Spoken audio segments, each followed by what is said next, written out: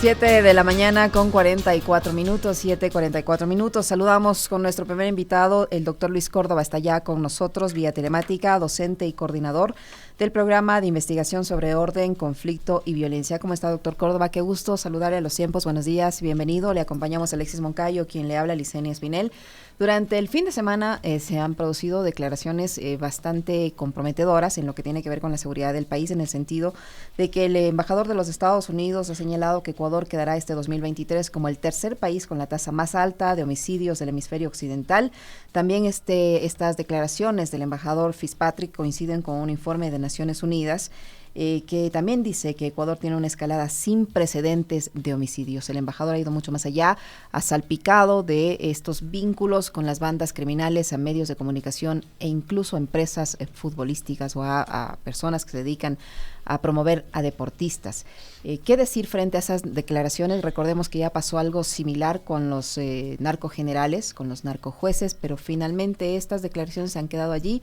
No hemos visto mayores investigaciones ni consecuencias sobre ese tipo de declaraciones, pero coincide que esas declaraciones se dan en momentos en que la violencia en el Ecuador tiene niveles sin precedentes. Buenos días, bienvenido. Muy buenos días, Yesenia, muy buenos días, Alexis, y a la audiencia de este importante medio. Les agradezco por la invitación. Yo creo que lo primero que habría que decir es respecto a las declaraciones que se está volviendo costumbre del embajador de los Estados Unidos realizar en cada diciembre este tipo de anuncios explosivos que generan un impacto mediático, sin duda, pero que lamentablemente llueven sobre mojado. Dicen lo que ya sabíamos sobre el lavado de activos en la economía y de que la economía formal del Ecuador se ha convertido a pasos acelerados en una gran lavandería de dinero sucio. Lo venimos sabiendo desde hace varios años atrás. De hecho, en el año 2019, el propio Fernando Villavicencio denunció en su momento que el actual presidente de la Liga Pro habría recibido más de 30 millones de dólares producto del lavado de dinero de una empresa en la que está vinculado Alex Saab, entre otras personas. Entonces, no es nuevo, no es novedoso, pero sí es importante entender, y ahí me parece es el timing de estas declaraciones, el momento en el que ocurre. Porque si recordamos lo que pasó en diciembre del 2021, cuando en una entrevista a un medio digital habló de narcogenerales sin mencionar nombres, fue precisamente en el contexto provocando una crisis institucional en la Policía Nacional y dándole un espaldarazo a la comandante de aquel entonces, Tania Varela, que había bloqueado el ascenso de algunos coroneles. Cuando el año siguiente, en diciembre del 2022, cuestionó a la Administración de Justicia, lo hizo también enmarcando lo que era el punto de arranque de la campaña por la consulta popular de febrero del 2023, en la que, entre otras cosas, como estrella de Navidad se planteaba precisamente la pregunta sobre la extradición.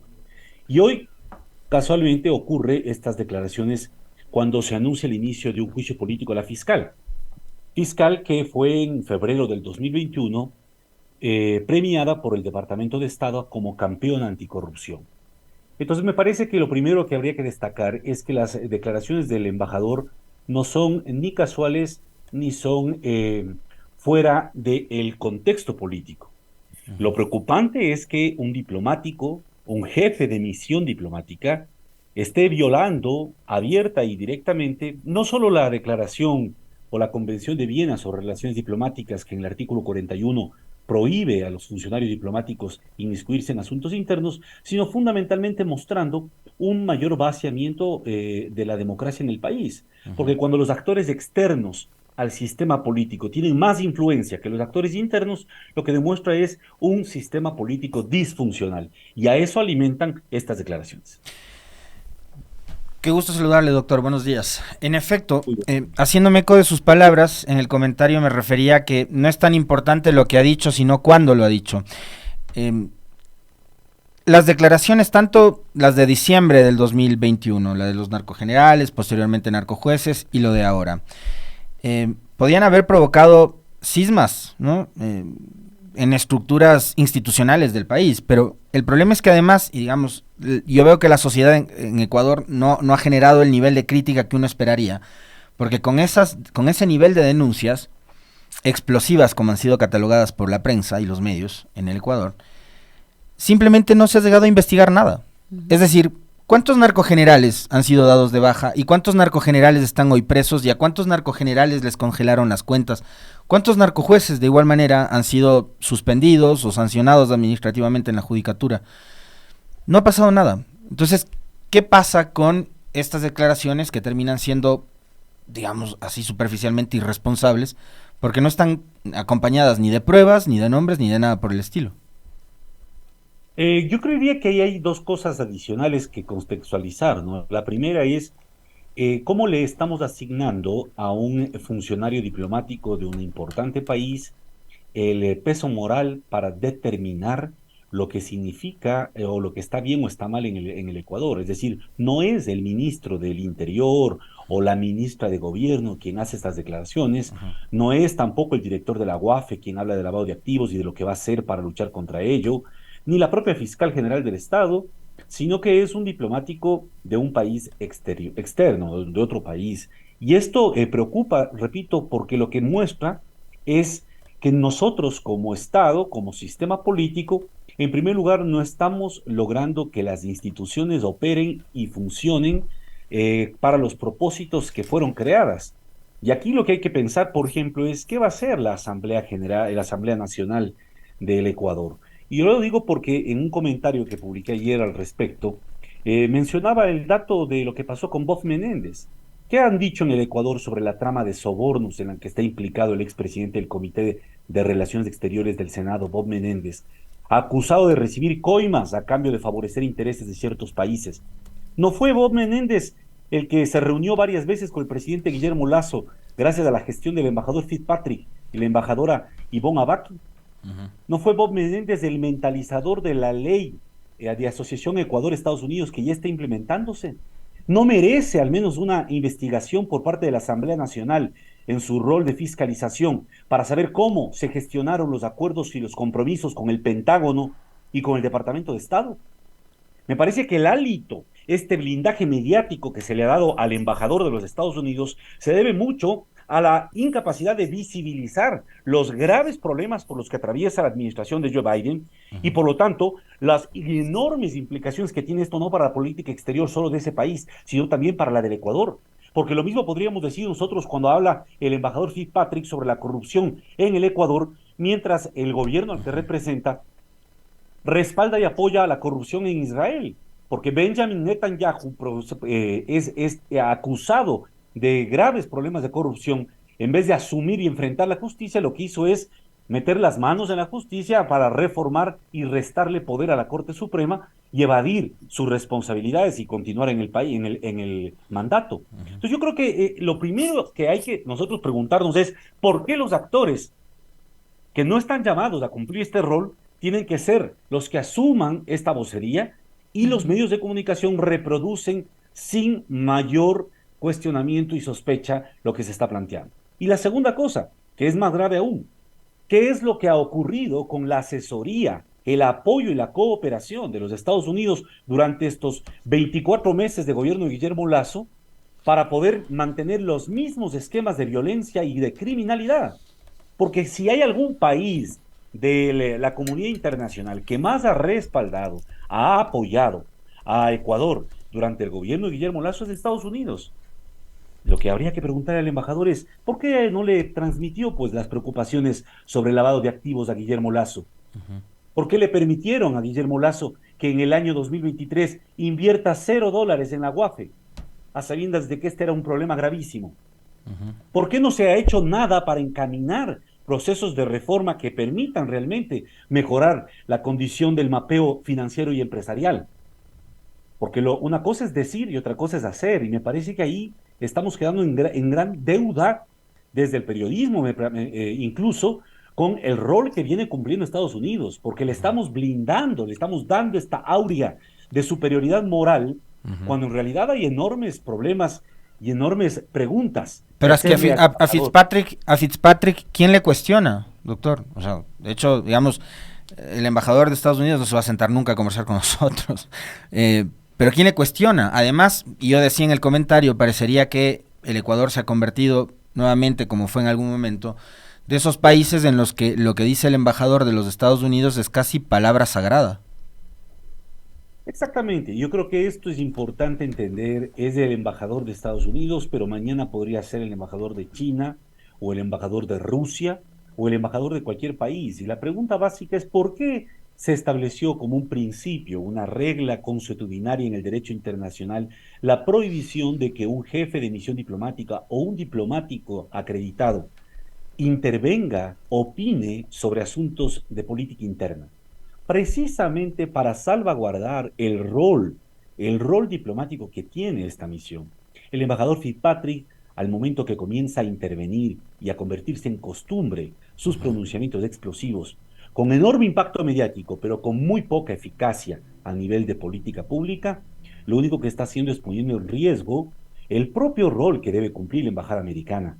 Y lo que está haciendo es poniendo en riesgo el propio prestigio que para bien o para mal ha logrado Estados Unidos en la comunidad de América Latina o en la comunidad sudamericana.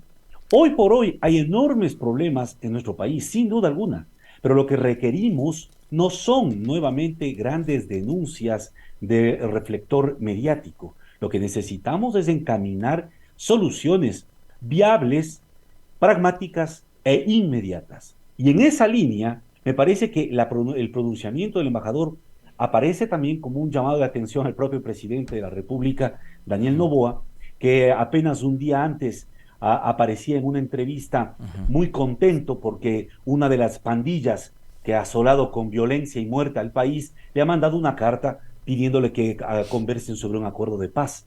Con una ingenuidad supina, el presidente Daniel Noboa parecería que no ha entendido la dinámica de la violencia en el país. Y yo creo que desde ese punto de vista, todos estos pronunciamientos que hace el embajador, lo hace tal vez, incluso en un momento de desesperación y angustia al ver que desde la presidencia podría estarse replicando el pésimo desempeño del gobierno anterior. En todo ese marco, lo paradójico es que los grandes negocios de la seguridad, de la compra de armas, de la compra de municiones y de la compra de tecnología se la siguen llevando empresas de Estados Unidos. Y ahí entonces habría que ver hasta qué punto el relativismo moral del representante del gobierno de Joe Biden en el Ecuador tiene realmente asidero. Doctor Córdoba, con denuncias mucho más simples, se han abierto procesos, se ha llevado a gente a casos judiciales, incluso hasta la cárcel. En este caso, usted dice que el timing, ¿en qué medida ese tipo de denuncias favorecen, digamos, les digo, constituyen un espaldarazo a la fiscal cuando vemos que pese a esas denuncias en casos anteriores del mismo embajador no ha pasado absolutamente nada, no se ha iniciado un proceso de investigación y no hay absolutamente nadie sancionado por estos temas? ¿En qué medida ese timing favorece a la fiscal? Bueno, yo creo que ahora la fiscal cuenta con una herramienta que no contaba hasta hace poco, y es tener un aliado en la Contraloría General del Estado. Los propios medios de comunicación han difundido que personajes del círculo muy cercano a la fiscal general ahora han asumido cargos claves en la Contraloría General del Estado. A partir de esta triangulación entre Contraloría y Fiscalía, sin duda va a viabilizarse con más rapidez y con mayor profundidad investigaciones que estaban probablemente archivadas o en espera de una activación de este tipo. Esto lo sabe la Embajada de los Estados Unidos. Por eso es que el pronunciamiento del embajador lo hace precisamente mostrando y poniendo sobre la mesa el tema que es probablemente el más sensible para el Ecuador y para el crimen organizado, el lavado de activos en la economía formal. Porque toparles a los descamisados que andan en las calles agarrados un fusil o una pistola, hablar o perseguir a los que ya están encaletados en las cárceles y están viviendo en condiciones absolutamente eh, infrahumanas, o incluso a los propios jefes de las pandillas que están en las cárceles, no es para nada lo mismo que topar o pisar los callos a los empresarios de cuello blanco y corbata que están lavando el dinero y que son realmente los financistas de la violencia criminal en el país y del tráfico de estupefacientes y de otras cosas. Yo creo que la puesta en escena por parte del embajador de este tema en el pronunciamiento del 7 de diciembre es precisamente una campanada del trazado de cancha que le está dando para que la fiscal y el Contralor General se pongan manos a la obra en estos próximos meses, acompasando lo que podría ser un juicio político de desgaste. Yo citaba hace un momento un artículo que fue publicado de análisis económico por CELAC en enero de este año, y en ese artículo se hablaba de que en la economía formal del Ecuador se mueven entre 3.000 y 3.500 millones de dólares, producto de el dinero obtenido ilícitamente por efecto de lavado. De hecho, una de las conclusiones es que entre el 2 y el 5% del PIB anual del Ecuador podría ser que se mueve en la economía producto de lavado, ¿no? Estamos hablando entre 2.000 y 5.000 millones de dólares, doctor, usted lo conoce muy bien. La pregunta es, y a propósito de una declaración que ha dado el presidente Noboa también en los últimos días, de que hay 500 formas de lavar dinero y que los delincuentes se las ingenian, la cosa es qué tipo de controles y qué tipo de operatividad debería tener la UAFE, por ejemplo, entre otras instituciones. Me imagino que la Superintendencia de Bancos también debería tener algún tipo de participación para controlar y vigilar de que las actividades ilícitas no sigan metiendo dinero en la economía y generándonos además una situación ficticia económica en el país, ¿no? Porque yo me pregunto, si esos 3.500 o 5.000 millones de dólares salen de nuestra economía, ¿qué pasa con el Ecuador? Bueno, yo empezaría señalando un antecedente más antiguo, y me refiero al informe que emitió la propia ONU en el año 2004, cuando señalaba, en el caso del país, que la dolarización tiene entre sus grandes sostenes las remesas de los migrantes, que por aquel entonces eran de enorme importancia, aunque siguen teniendo peso, y el lavado de dólares producto del narcotráfico. En 2004, lo que ha venido ocurriendo con el paso de los años es que los mecanismos han ido colonizando actividades económicas que antes no lo hacían, y en el contexto de la violencia que hemos vivido, lo que hace es atomizar, multiplicar, dinamizar los mecanismos de lavado de activos y de camuflaje a través de arquitecturas financieras y económicas cada vez más sofisticadas. Porque recordemos que los paraísos fiscales, las empresas offshore y los derivados financieros son precisamente mecanismos que facilitan el lavado de dinero sucio. A eso se suma que hay políticas de desregulación del mercado, como por ejemplo la creación de grandes zonas francas. Según la propia Organización Internacional para la Lucha contra el Crimen Organizado Transnacional, la creación de zonas francas, la liberalización del comercio es un gran facilitador del crimen organizado, porque en esos espacios donde ya las instituciones públicas no tienen control real sobre el movimiento de las mercancías ni de los flujos financieros, es mucho más fácil que puedan polular los dineros producto de economías ilícitas. Y son precisamente ese tipo de políticas las que el presidente Daniel Noboa está empujando con su última reforma económica. Desregulación fiscal, facilitar y perdonar deudas a los que siempre han debido, empezando por el grupo de su propia familia. Y segundo, crear y promover las zonas francas, las zonas económicas especiales. Es decir, lo que está haciendo es brindando más, abriendo más boquetes para que las economías ilícitas puedan fluir con más facilidad. El tercer facilitador clave es precisamente el Internet profundo, la desregulación del ciberespacio. Todos hemos visto que en el ciberespacio las grandes plataformas de Internet, que son empresas privadas, se autorregulan, no tienen regulación pública. Por lo tanto, hay en la Internet profunda, plataformas que sirven para facilitar el intercambio no solo de información y comunicaciones, sino también de transacciones entre grupos de crimen organizado transnacional a nivel mundial. Por lo tanto, hay algunos elementos que deben tomarse en cuenta para poder enfrentar este complejo fenómeno que vive el Ecuador. Ahora, desde el punto de vista del lavado de activos, es evidente que hay al menos 4 instituciones que son centrales en la arquitectura de seguridad financiera y empresarial. La primera es la Unidad de Análisis Financiero y Económico, que debería ser fortalecida, financiada, ampliada en sus capacidades institucionalizadas. La segunda es la Superintendencia de Bancos y la otra, la Superintendencia de Compañías. Y la tercera es obviamente la Fiscalía. Entonces, entre estas 4 instituciones tienen que constituirse verdaderos grupos de tarea conjunta que permitan una intervención rápida y eficaz para mapear el desarrollo y la evolución de los flujos financieros en el sector por ejemplo, de la construcción, que es un sector enormemente vulnerable al lavado de activos, pero también el sector cooperativo, en donde ha crecido muchísimo la posibilidad de infiltrar recursos económicos, así como en el deporte, en el fútbol y en otras actividades económicas. ¿Cuál es el problema en todo este aspecto? Que eso significa tener legitimidad política, legitimidad social para poder confrontar con grupos de interés que tienen mucha influencia en el Ecuador, mucha influencia en el Ecuador, mucho peso incluso sobre medios tradicionales.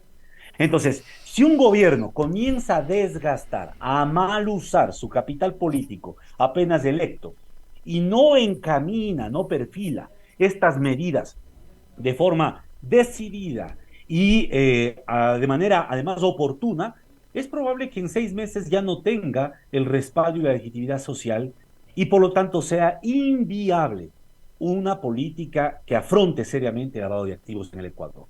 Por eso es importantísimo entender los momentos en los que ocurren las cosas y por eso es importante que el Ecuador tome conciencia sobre el escenario en el que estamos viviendo. Yo creo ahí, y termino diciendo estas tres cosas, la violencia no va a parar en esta lógica, la criminalidad se está expandiendo y lo más grave, las instituciones políticas cada vez tienen menos puntos de apoyo legítimos y legales. Doctor Córdoba, usted mencionaba hace unos instantes esta supuesta carta en la que se solicita una especie de pacto de una organización delictiva atribuida a los Lobos. ¿Hasta qué punto esto puede ser creíble y no sería tal vez una cortina de humo, un ensayo para ver la reacción de la ciudadanía? Por otro lado, hay expertos que aseguran que no se debe pactar con los grupos de delincuencia organizada y el presidente de la República ha mencionado esta carta, ¿no? Ha dicho más allá si va o no va a pactar, pero ¿hasta qué punto esto puede dar resultado para frenar la ola de violencia que vive en el país? ¿Se puede pactar con estas organizaciones independientemente de cuál de ellas sea, por un lado, y por otro? ¿Qué opinión tiene respecto a declaraciones del presidente en el sentido de cambiar el sistema de rehabilitación, tomando como ejemplo El Salvador, Tailandia, entre otras cárceles o entre otros países donde para el presidente el sistema carcelario funciona?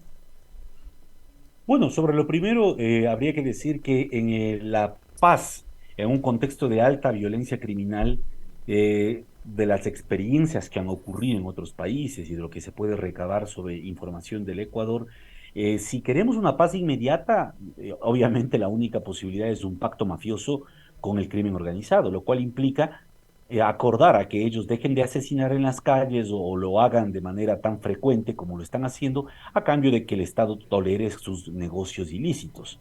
Algo de esto ya ocurrió en gobiernos pasados. Si queremos una paz real, tenemos un problema, que es lo que Benjamin Lessing denomina un trilema para América Latina. Tenemos que enfrentar tres cuestiones al mismo tiempo: cómo reducir la violencia, cómo reducir la corrupción y cómo reducir esta dinámica de la criminalidad. En América Latina, una o al menos dos de ellas es posible lograr, pero las tres al mismo tiempo no es posible. ¿Por qué? Porque mientras yo quiero reducir la violencia, lo que hacen los gobiernos generalmente es fortalecer el aparato coercitivo, Fuerzas Armadas, Policía Nacional, darles más prebendas, más apoyo y más protección.